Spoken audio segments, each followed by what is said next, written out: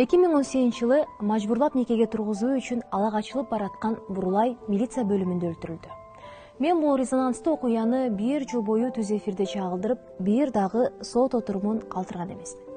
2021-жылы Айзада Канатбекованын өлүмү.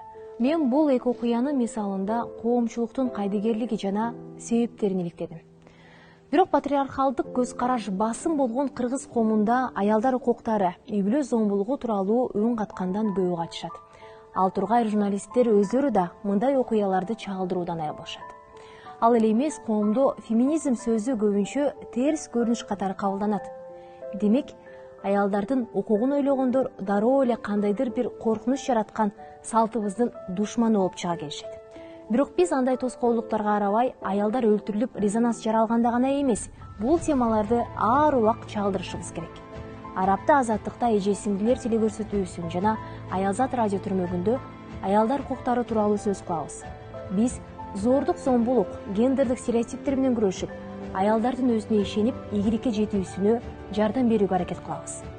Бул ишибиз менен аялдардын үнү угулушун, алардын укуктарын коргоо боюнча чечимдер бийлик тарабынан көзөмөлдөнүшүн каалайбыз.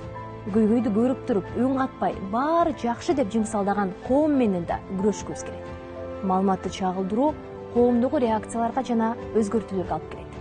Ошондуктан эркин маалымат каражаттарын колдоп, журналисттерди коргоо менен биз аялдарды жана чындыкты коргой алабыз.